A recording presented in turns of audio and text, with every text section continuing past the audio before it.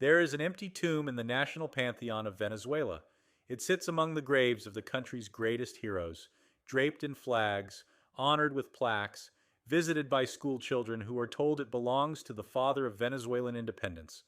The tomb is empty because the man's body was thrown into a mass grave in a Spanish prison in 1816, and no one ever found the remains. His name was Francisco de Miranda. He had fought in the American Revolution, commanded armies under the French Republic, dined with Catherine the Great, and spent 30 years of exile building the intellectual case for Latin American freedom, while every government on earth refused to help him. He was the most cosmopolitan revolutionary of his age, and he died chained to a wall in a dungeon in Cádiz, waiting for a trial that never came, for a crime he may not have committed. The man who put him there was his most devoted student, a young Venezuelan aristocrat named Simón Bolívar, who had traveled to London specifically to bring Miranda home, who had sat in Miranda's Grafton Street salon, absorbing everything the older man knew about revolution, diplomacy, and war, who had begged Miranda to return to Venezuela and lead the cause, who, 2 years later, dragged him out of bed in the middle of the night at a port in La Guaira and handed him to the Spanish army. History calls Bolívar the liberator. It calls Miranda the precursor, the man who came before, who made it possible, who paid the price so someone else could take the glory. This is the story of what that distinction actually cost. Francisco de Miranda had been preparing for a revolution that hadn't happened yet for longer than Simón Bolívar had been alive. Born in Caracas in 1750 to a Canary Islands merchant who had prospered in the colonies, Miranda grew up understanding exactly what it meant to be caught between worlds. His father wealthy enough to buy respect, but not Creole enough to receive it from the white aristocracy that ran Venezuelan society. That specific humiliation, the door closed on someone who had done everything right, would define Miranda's politics for the rest of his life. He bought a captaincy in the Spanish army at 22, which was how ambitious colonial men with money but no lineage advanced. He served in North Africa. He fought in the Caribbean during the American Revolutionary War, helping Spain's campaign against British positions in Florida. He was good at war, disciplined, methodical, willing to study what others preferred to improvise. But the Spanish military bureaucracy accused him of financial irregularities, the universal accusation leveled at colonial officers the moment they became inconvenient. In 1783, facing court-martial, Miranda fled to the United States and never served Spain again. What happened next was 30 years of extraordinary self-invention. Miranda traveled the length of the newly independent United States, meeting Washington, Hamilton, and Jefferson, studying how a revolution gets built from scratch, and more importantly, how it gets sustained once the shooting stops. He crossed to Europe, moving through Britain, Prussia, and Russia with the easy confidence of a man who had decided that the entire Western world was his classroom. In Russia, Catherine the Great received him at court. Historians have argued for 2 centuries about exactly how intimate that relationship became, and the uncertainty itself tells you something about Miranda. He was the kind of man about whom such things were plausibly said. He arrived in France in 1792 at the peak of revolutionary fever, and the new French Republic made him a brigadier general. He fought at Valmy, one of the decisive battles of the Revolutionary Wars, and was promoted to lieutenant general within weeks. He commanded armies. He laid siege to Maastricht. He was, for a brief moment, one of the most powerful military figures in Europe. Then the terror came, the Girondins fell, and Miranda was arrested as a suspected royalist. He survived, barely, by luck and by the sheer speed with which the revolutionary tribunals were eating themselves, and spent 18 months in prison before being released. By the time Miranda settled in London in the late 1790s, he had accumulated something no other man in the Americas possessed: direct personal experience of 3 revolutions, intimate knowledge of every major power in the Western world, and an address book that included heads of state, foreign ministers, and military commanders on 4 continents. His house on Grafton Street in central London became the unofficial headquarters of the Spanish-American independence movement. Young men from Venezuela, Colombia, Mexico, and Argentina came to sit at his table, drink his wine, and absorb his ideas about what a free hemisphere might look like. He had been planning this for 30 years. He called his imagined nation Colombia, a single federation stretching from the Mississippi to Cape Horn, governed by an elected legislature and led by an executive he called the Inca. It was an enormous, impractical, magnificent vision, and it never came close to happening in Miranda's lifetime. The British government, which funded his pension and found his knowledge of Spanish-American affairs occasionally useful, repeatedly declined to support an actual invasion. The United States government listened politely and did nothing. In 1806, Miranda scraped together 200 volunteers, sailed to Venezuela on 3 ships, and tried to start the revolution himself. The people of Venezuela did not rise. The Spanish military chased him off the coast. 60 of his men were captured and 10 were executed for piracy. Miranda escaped under British naval protection, leaving his soldiers behind. He was 60 years old and had failed at the one thing he had given his life to when Simón Bolívar walked through his door. Bolívar was 27 in the summer of 1810. He had grown up wealthy, one of the great Creole families of Caracas, heirs to land and mines and sugar plantations, worked by enslaved people. He had been orphaned young, raised by a series of relatives who mostly wanted his inheritance, educated by a radical tutor named Simón Rodriguez, who filled the boy's head with Rousseau and Jefferson and the idea that Venezuela's subjugation by Spain was not natural order, but criminal arrangement. Bolívar had traveled to Europe, watched Napoleon crown himself emperor, attended court in Madrid, and returned to Venezuela burning with the conviction that his generation would do what Miranda's had not.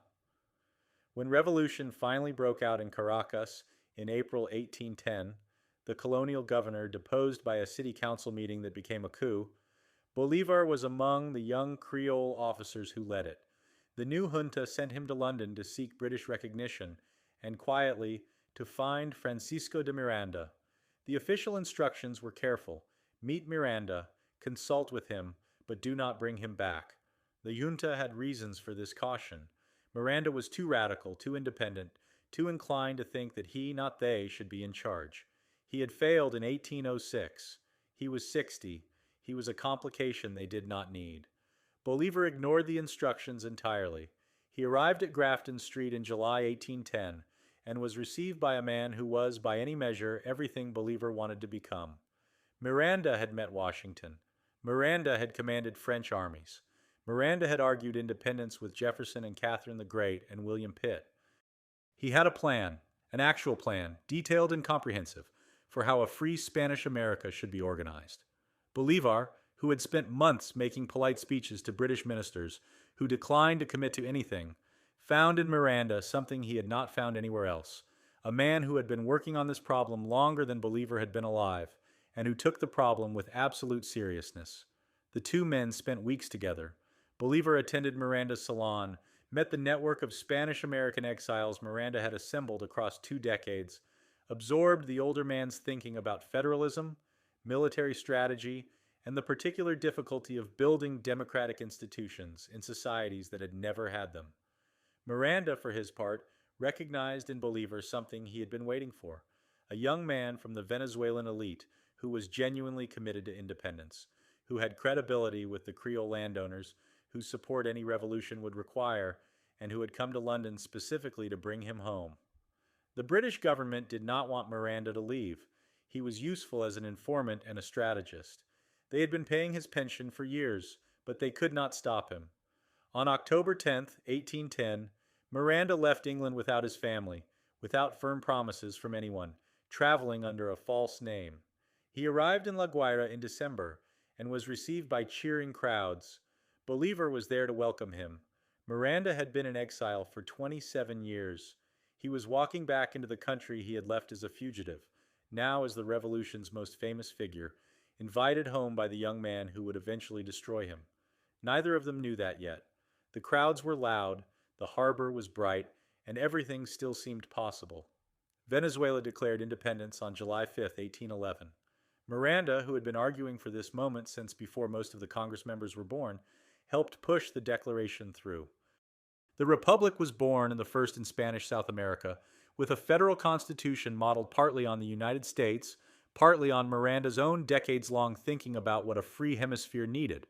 He was appointed a general, given command of royalist-held territories, and for the first time in his life, operated with real military authority in his own country, the republic began collapsing almost immediately. The constitutional structure was a problem. Venezuela's new government was a federation of 7 provinces, each with its own priorities, each suspicious of Caracas, none willing to subordinate themselves to central authority in a crisis. The royalist provinces of Coro, Maracaibo, and Guayana had refused to join the republic at all. Economic damage from the break with Spain, Venezuela's cocoa trade had depended on Spanish markets, hit the working class hardest, the very people whose support the revolution needed most. And Miranda's offer of freedom to enslaved people who served in the Republican Army for 4 years terrified the Creole landowners who formed the revolution's financial backbone. They had not fought for independence in order to risk their own plantations. Then, on March 26, 1812, at the exact moment when Maundy Thursday services were beginning in the churches of Caracas, the second anniversary of the revolution in the liturgical calendar, the earth moved. The earthquake of 1812 killed thousands, collapsed buildings across the Republican heartland, and left royalist areas largely untouched. The Archbishop of Caracas, Narciso Coll y Prat, announced from his pulpit that God himself had pronounced judgment. The revolution was sin. The earthquake was punishment. Soldiers began deserting.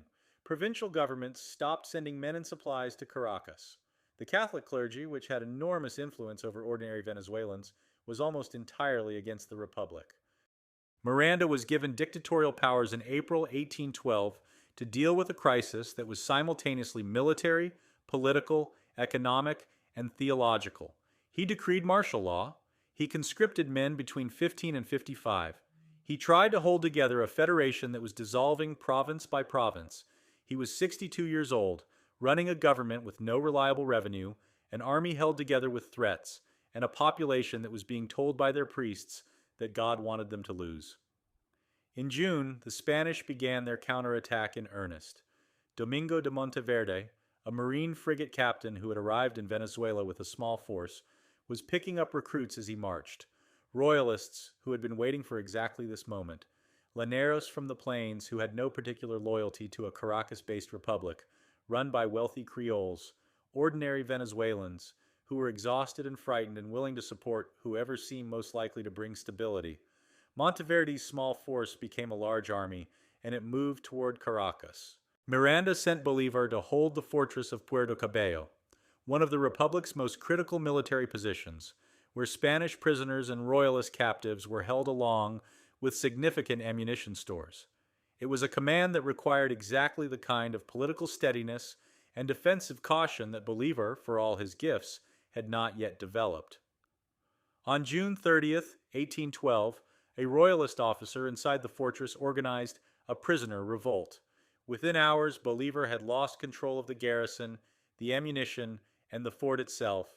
He sent Miranda a desperate letter, one of the most nakedly honest documents of his career, writing that he lacked the strength to continue, that the situation was lost, that he did not know what to do.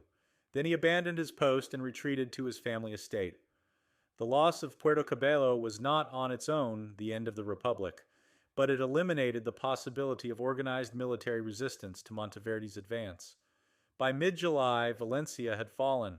Miranda, assessing what remained of his forces and his options, reached a conclusion that every general in his position eventually faces.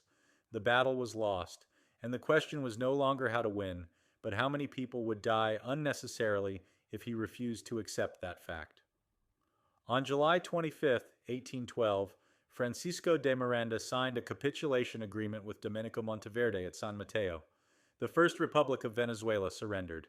The terms included a general amnesty for Republican soldiers and officers. Everyone could leave, keep their property, and be treated as a subject of the crown rather than a traitor. Miranda had, in his judgment, saved thousands of lives by negotiating rather than forcing a last bloody stand that could not be won. His officers had a different judgment. The Creole officers who gathered in Caracas after the capitulation were furious. Miranda had surrendered without fighting to the finish. Miranda had negotiated with the enemy.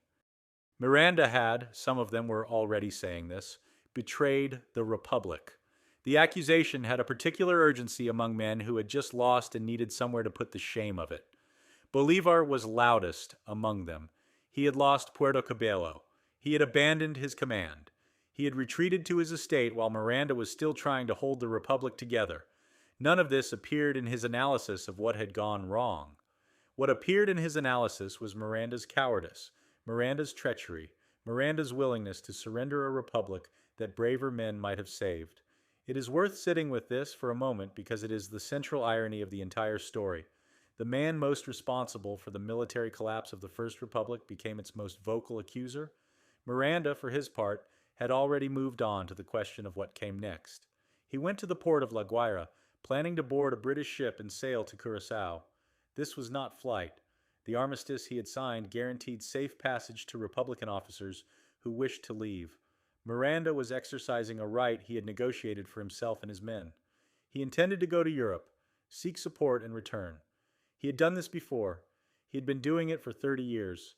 The problem was what he was seen to be carrying. Witnesses at the port reported that Miranda was loading trunks onto a British vessel before departure. The accusation spread immediately. Miranda was stealing the Republic's treasury, abandoning the cause with the nation's money while ordinary soldiers faced Spanish justice. The accusation was devastating. It was also, based on the best available evidence, false. Customs officers at Curaçao later cataloged the trunks that arrived on the British sloop. Miranda's luggage contained atlases, books, correspondence, and clothing. The archive of a revolutionary intellectual. 2 trunks containing silver plate were also listed. Those trunks bore not Miranda's initials, but Simón Bolívar's. On the night of July 30th, 1812, Bolívar and a group of officers arrived at the house where Miranda was sleeping in La Guaira. They woke him. They told him he was under arrest for treason. Miranda, who was 62 years old and had just spent months trying to save a republic while his subordinates failed around him, reportedly looked at Bolívar and said, "Bochinche, bochinche, this is all you know how to do." Turmoil, chaos, disorder. It was either a devastating character assessment or the bitter pronouncement of a man who had run out of more precise words. Either way, it was the last thing he would say as a free man. The officers bound Miranda and marched him back to the port under guard. They delivered him not to a Republican tribunal or a neutral authority, but directly to the Spanish military. To Monteverde's forces, who had not expected this gift, and who received it with undisguised pleasure. The armistice Miranda had signed had guaranteed his safe passage. By handing him over, Bolívar and his colleagues technically violated the terms of an agreement that was supposed to protect everyone, which gave Monteverde the excuse to ignore those same terms for other Republican prisoners. Approximately 1,500 Venezuelans would be imprisoned by Monteverde in the weeks that followed, many of them people who had been promised amnesty by Miranda's capitulation agreement. The betrayal of Miranda did not just destroy one man, it destroyed the legal protection of everyone who had trusted that the agreement meant something. Bolívar was not imprisoned. He received a travel passport from Monteverde, granted, the Spanish commander said, in recognition of his services. He left for Curaçao on August 27, 1812, 4 weeks after handing his mentor to the enemy. He was 29 years old, broke, exiled, and free. Miranda was in chains. The historical debate about what happened in La Guaira in July 1812 has never been fully resolved, and the uncertainty is itself the most revealing thing about it. Bolívar's own explanation, repeated in letters and speeches over the following years, was that Miranda deserved it, that signing the capitulation was an act of cowardice, that a true patriot would have fought to the last man rather than surrender, that Miranda had abandoned the Republic and its soldiers, and that arresting him was not betrayal, but justice. If Miranda believed the Spaniards would observe the treaty, Bolívar wrote later, he should have remained to keep them to their word. If he did not, he was a traitor to have sacrificed his army to it. It is a rhetorically elegant argument. It is also an argument made by a man who had himself abandoned his post, retreated to his estate, and contributed directly to the military collapse he was now blaming on someone else. What Bolívar knew about the Treasury accusation is harder to determine. He was present. He was literate. He could see whose trunks were whose. The silver plate was his. Whether the accusation against Miranda was a genuine misunderstanding, a convenient pretext that Bolívar did nothing to correct, or something he actively promoted to make his own flight from Puerto Cabello look less catastrophic by comparison? This is where historians have argued for 200 years without settling the question. What is not disputed is the outcome. Miranda was transferred from Venezuelan prisons to Spain, where he was held in the penal fortress at La Carraca, outside Cádiz.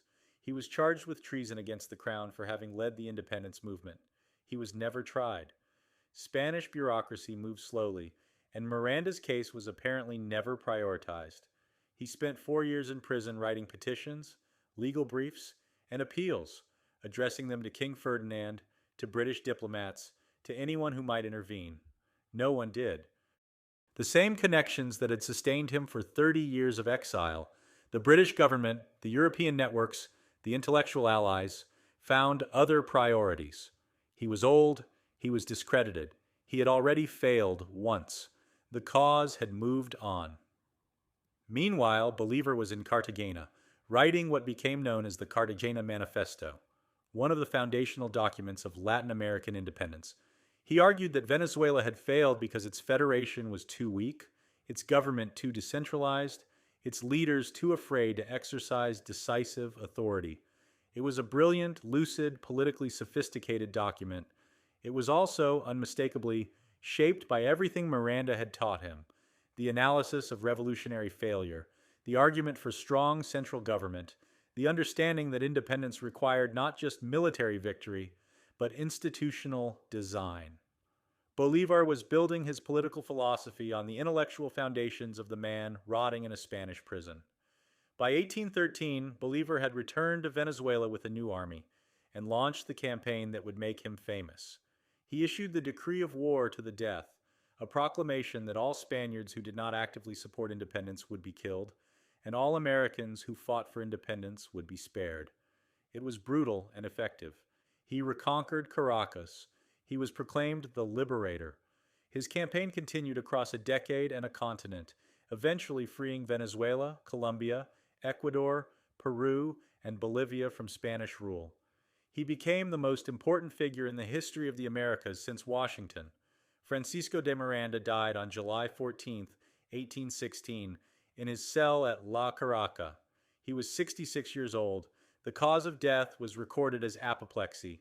He had been in chains. He was buried in a mass grave on prison grounds, with no marker, no ceremony, and no record of exactly where. When Venezuela eventually achieved permanent independence and looked for his remains to honor him, there was nothing to find. The word Venezuela uses for Miranda is el precursor, the one who came before. It is a title that sounds like an honor and functions like a consolation prize. It means he did the work, but someone else got the victory. In a purely historical sense, this is accurate. Miranda spent 30 years building the intellectual and diplomatic infrastructure of Spanish-American independence before any revolution was possible. He mapped the networks, made the arguments, cultivated the relationships, failed repeatedly, and kept going.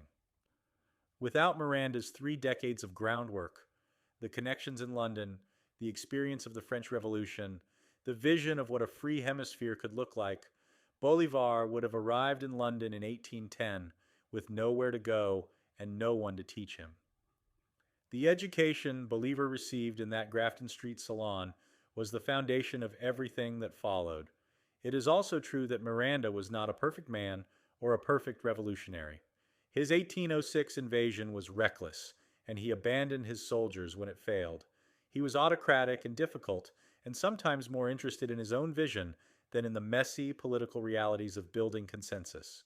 His military record in Venezuela in 1812 was genuinely mixed. There are legitimate debates about whether the capitulation was the right call, whether a different general might have found a way to hold on longer, whether Miranda was too quick to see the cause as lost. History does not owe him a verdict of complete innocence.